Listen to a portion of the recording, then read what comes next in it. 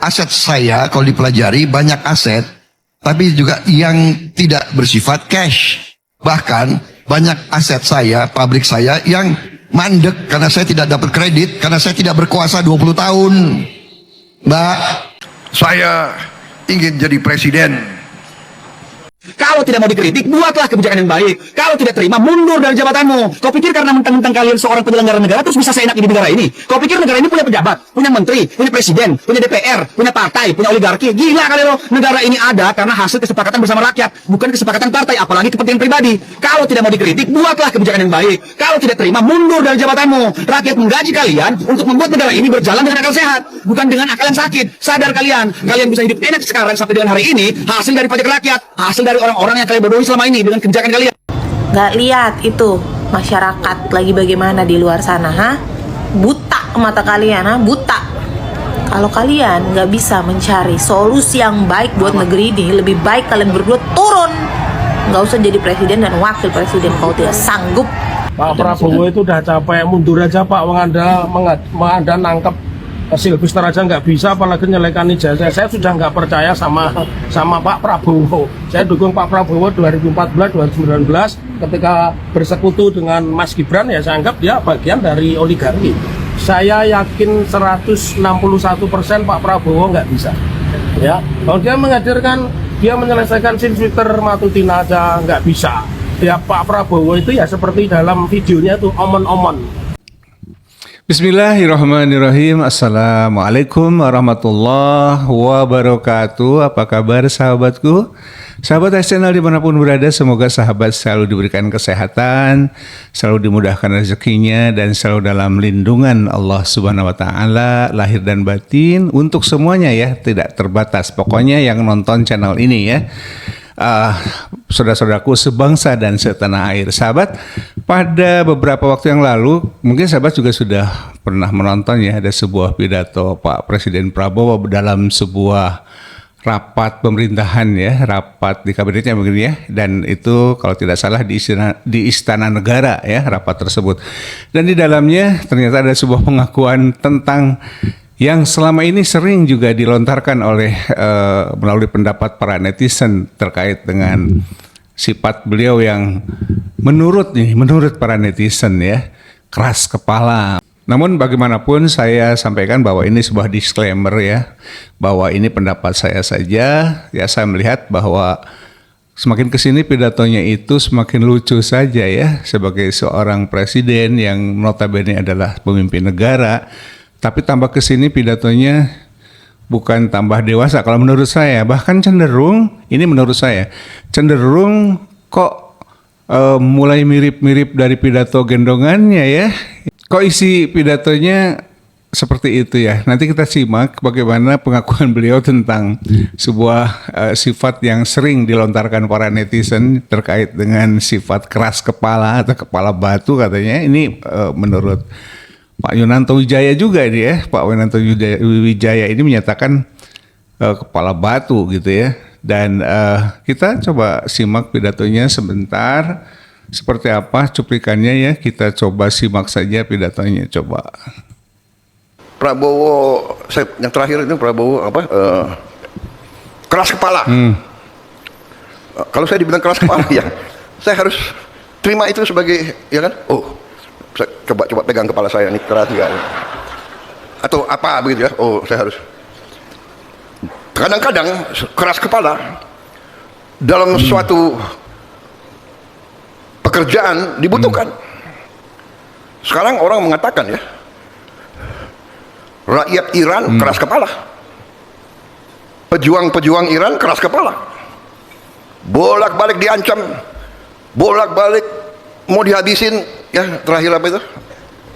Tapi dia tidak, saya tidak ikut politik dalam negeri orang lain, tapi bagi sebuah bangsa kadang-kadang keras kepala butuh. Dulu bapak-bapak pendiri bangsa kita keras kepala, lebih baik mati daripada dijajah kembali. Keras kepala. Nah, ya, saya menyimak bahwa mungkin ada salah penempatan ya ketika bagaimana keras kepala itu dibutuhkan. Saya kira memang pada kondisi tertentu bagi seorang pemimpin itu boleh keras kepala untuk mempertahankan kedaulatan ya. Seperti yang dia contohkan juga para pendahulu kita ya, para pahlawan yang berjuang demi tegaknya NKRI ini. Mereka berjuang rela mati itu untuk menjaga kedaulatan, bukan keras kepala ketika dikritik ya, dikritik MBG, kemudian meradang ya kan. Lalu kemudian rela mati itu ya untuk kedaulatan negara, bukan untuk MBG ya. Bukan untuk MBG, bukan untuk koperasi desa, bukan juga untuk mobil motor listrik ya, sepeda motor listrik ya. Jadi ini ada kesalahan penempatan saya kira ya. Kalau mau memang keras kepala ya jangan di situ ya. Karena rakyat kan selama ini juga menilai kenapa rakyat protes, kenapa rakyat berkomentar, kenapa rakyat mengkritik itu karena memang tidak memuaskan rakyat ya.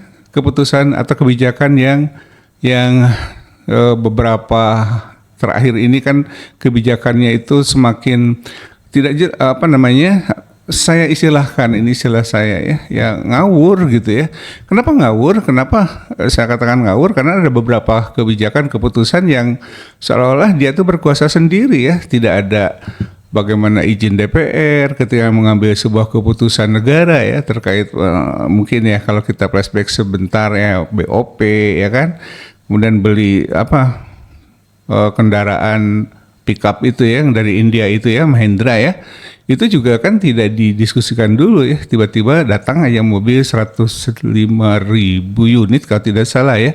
Lalu kemudian juga dengan pembelian sepeda motor ya melalui BGN yang pastinya itu sepengetahuan presiden, nggak mungkin lah ya.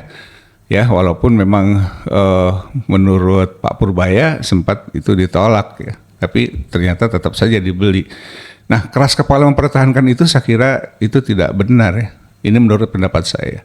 Tapi kalau keras kepala kemudian menolak ART ya, agreement dengan Amerika tentang perdagangan itu ya, kemudian tentang BOP, keras kepala mempertahankan keberpihakan secara nyata kepada Palestina dan lain sebagainya untuk kedaulatan sebuah negara, membantu negara untuk berdaulat, termasuk jelas ya harus keras kepala mempertahankan kedaulatan kita ya.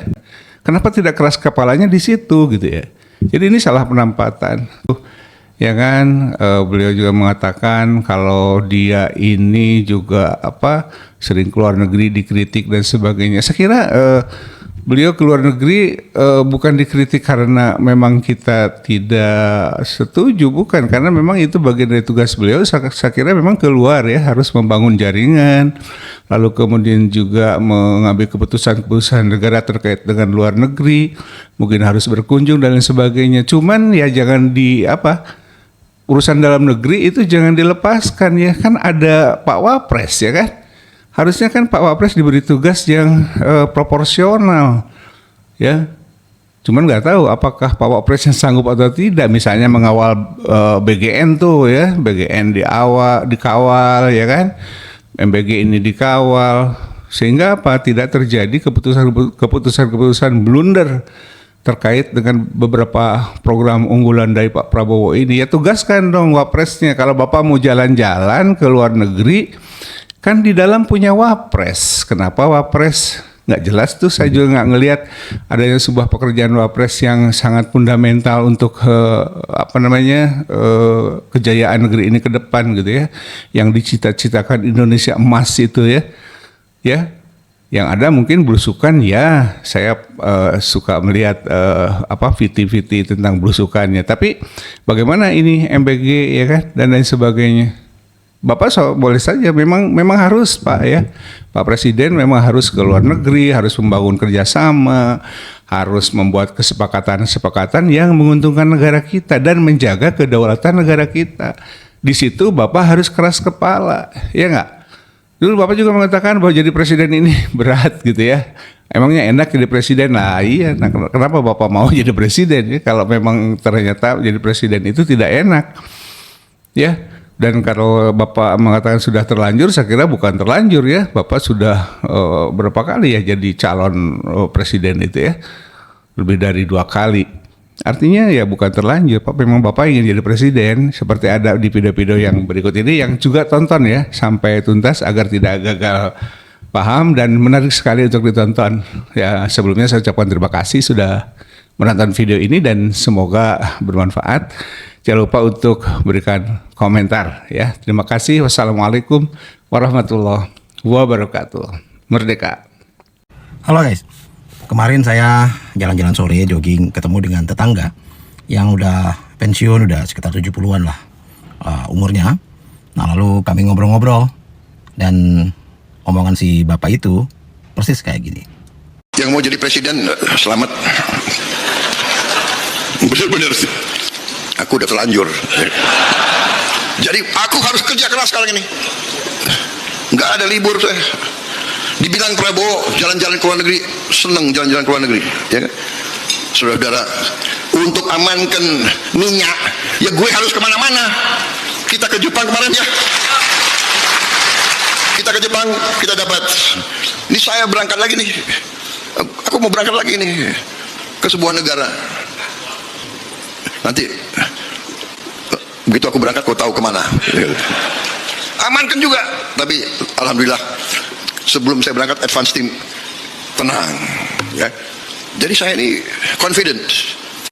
Ya ini pidato presiden kita. Ini presiden loh yang pidato ya. Di hadapan 800-an pejabat negara di acara resmi rapat pemerintahannya di Istana Negara. Tapi kok cara ngomongnya nggak beda gitu ya, seperti kita berada di warung kopi aja gitu ya. Buat ngamanin BBM ya gue harus kemana-mana. Aduh, dan ini bukan pertama kali kita lihat presiden kita bicara seperti ini. Saya bayangin aja kalau misalnya saya punya anak kecil lalu melihat presiden kita pidato seperti ini, apa nggak jadi contoh buruk buat anak saya nantinya. Bicara soal isinya juga aneh gitu ya, terlanjur jadi presiden gitu ya. Lagi mana bisa terlanjur pak, berkali-kali ikut pemilu gitu. Kalau terlanjur kan kita melakukan sesuatu yang nggak kita sadari, tapi harus ada konsekuensi. Jadi terlanjur itu konotasinya negatif gitu ya. Kita terlanjur pesan makanan, terlanjur dimakan, ternyata harganya mahal. Ya udahlah harus bayar gitu ya, karena udah terlanjur dimakan. Tapi kan kalau jadi presiden, menarik kata terlanjur. Kalau rasa jadi presiden berat, ya udah, tinggal mundur aja, selesai perkara gitu. Tapi bukannya Bapak memang sangat berniat jadi presiden, salah satunya adalah karena 20 perusahaan Bapak nggak bisa berjalan karena Bapak nggak berkuasa. Itu kan Bapak sendiri yang bilang ya. Jadi sulit untuk menerima apa yang Bapak katakan bahwa jadi presiden capek, nggak enak gitu ya. Ya kalau nggak enak tinggal mundur, selesai. Itulah, semoga suatu saat kita bisa dapat presiden yang sungguh presidensial. Salam. Saudara, jadi 2 tahun lagi, saudara-saudara, 3 tahun lagi, ya you catat ya, catat. Ini kan ada rekaman. Apa Prabowo Subianto, Om Dok, yuk ada rekaman. Justru karena ada rekamannya Pak, makanya Bapak dibilang Omdo, dibilang omon-omon itu karena ada rekaman. Coba kalau nggak ada rekaman, dari zaman kampanye loh. Makanya Bapak jangan terlalu percaya sama anak buah. Kali-kali Bapak itu main Android sendiri. Anak buah Bapak itu banyak yang pembohong, cari muka doang ke Bapak. Lihat di media sosial, guru mau naik gaji semua 2 jutaan, subsidi listrik, subsidi BBM, pupuk, kendaraan di kota besar gratis, mobil buat sendiri, motor buat sendiri, semua pokoknya banyak banget, susah saya sampai nggak ingat. Susah ngitungnya janji-janji Bapak sejak kampanye sampai sekarang. Kalau masyarakat ini merasa puas, tidak akan berteriak-teriak, Pak.